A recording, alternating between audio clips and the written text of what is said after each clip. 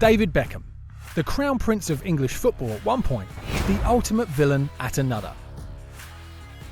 Mesmerisingly elegant, coated with audacious flair, and bearing a name that calls for glamour, paparazzis, and drama. Lots of drama.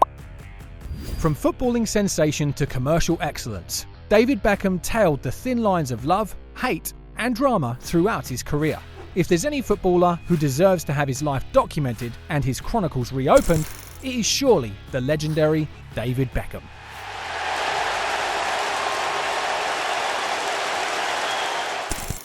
In this video, we'll be looking at 5 things David Beckham's documentary has taught us. Are you ready? Let's go! What do you think of when you hear the name David Beckham? Model, businessman, or cultural icon? Well, when we hear his name, we see him as one of the most gifted players to ever exist. And Beckham's documentary did not shy away from his immense talent. Despite all the drama surrounding his career, one thing that cannot be taken away from Beckham is the absolutely unbelievable player he was. So many football fans fell in love with the sport because of David Beckham, us included. All the kids wanted to be like David Beckham. His long-range passing and dead ball ability is arguably the greatest of all time. The arm swing and a slight tilt was all Becks needed to deliver the inch-perfect pass. Beckham's long passes were so pure and accurate. They were like a mum spoon-feeding her son with each scoop so perfect and true. His passes were not just accurate, they made the receiver's job easier. And while his passing is what most fans remember him for, he had way more to his game. Physical agility, dribbling, and excellent vision were all tools in Beck's itinerary. Not only was Beckham a blissful footballer with a perfect ability to caress the ball, he also had the stats to back up his ability. 56 goal contributions in UCL games, 136 goal contributions in 263 Premier League games, and 50 goal contributions in 116 La Liga games showed that Beckham had the output to match his talent.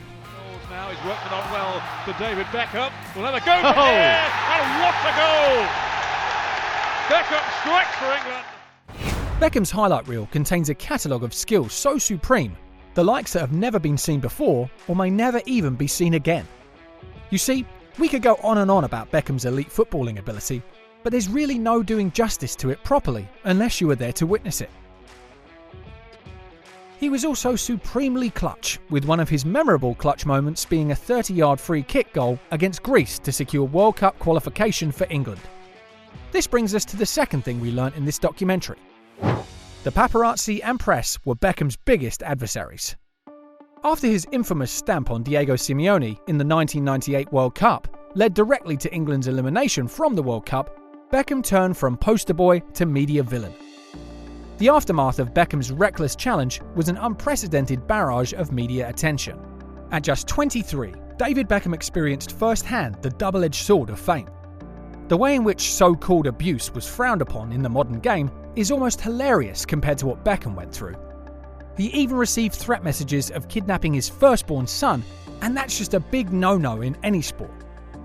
The documentary tried to paint a narrative of everyone being against Becks, which was true to an extent, but not so for the United fans who stood by him in those moments.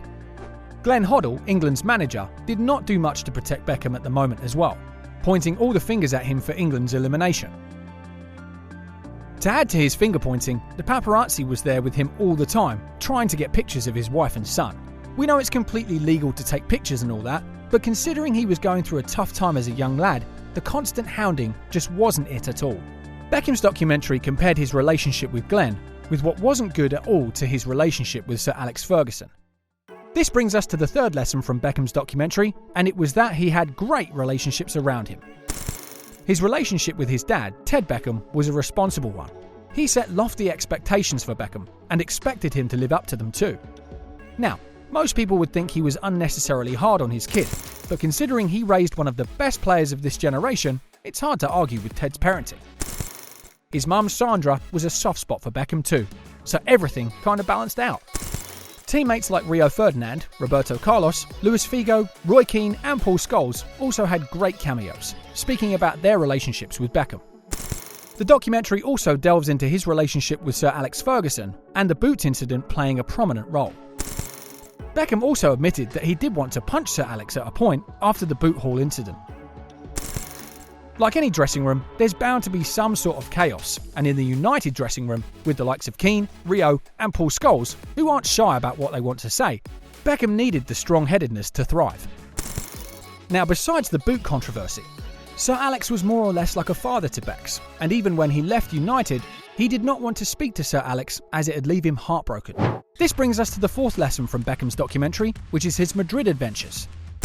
When Beckham leaves United, he hears about it from Barcelona having a bid accepted. Weeks before, he spoke to Zidane about having zero thoughts of leaving United, but with the X-tides of change fast approaching, he rings the club up and asks to speak to the manager, but the club says no. He then declines the move to Barcelona in favour of a move to Real Madrid, which solidified his place as a world-class player. So throughout his move from United to Madrid, he never spoke to Sir Alex Ferguson, and is kind of grateful he didn't, as it'll have shattered him to find out he wasn't wanted at United anymore. When David Beckham joined Madrid in 2003, he became such a global celebrity, fashion icon and marketing material that people began downplaying his footballing ability. It was clear that Beckham had lost his pace, and he wasn't necessarily as focused on football as he once was. But his teammates had immense praise for Beckham and his unique talent. Luis Figo once said the image he had of Beckham was a complete 180 to what he's really like as a player and as a person. And for many people saying Carlos was the best dead ball specialist in the team, Roberto Carlos himself said, "Beckham is a better free kick taker than me." It is a joy to watch him take free kicks, and he has proved that free kicks is not all about power. The highest praise from his Madrid teammates came from Ronaldo. Beckham is probably one of the best players of all time in the centre. The way he touched the ball and got it to go wherever he wanted, and without looking at me, the ball would come. Obviously, Beckham's best times were around 1999 to early 2000s, and in the later parts of his career, he'd start making business decisions instead of solely footballing ones. One of these decisions to move to LA brings us to our fifth lesson in the documentary. While Beckham's move to the United States was shrouded in criticism, a global figure like Beckham playing in the MLS really made football in the United States stick. He really led the revolution for players starting to go over there. First, it was a bit of a retirement home, but the tide is starting to shift now and MLS has become quite a serious competition. It's still behind European football, but Beckham did something even Pele couldn't do, and maybe the time was right in America, but Beckham played a huge part in that. Now he's a franchise owner in Inter Miami, pushing his footballing business in the United States even further, with stars like Lionel Messi playing in his team. All in all, Beckham's documentary was no propaganda piece to whitewash him. It clearly showed some of his biggest flaws and vulnerabilities. But ultimately, there's no running away from the fact that he had one of the most highlight-infested footballing careers of all time. He bridged the gap between footballing and marketing, turning from poster boy to franchise owner, all from the beauty of swinging his feet and a mental desire to be the best. What do you think of Beckham's documentary, guys? Do you think he could have been one of the top 10 players of all time without the controversies? Let us know in the comments. While you do that, check out just how bad Premier League refereeing decisions can get in this video. If you want to know some players who chose football over money, click here. If you enjoyed this video, do give it a thumbs up and subscribe if you haven't. As always, thanks for watching. We'll catch you next time. Bye.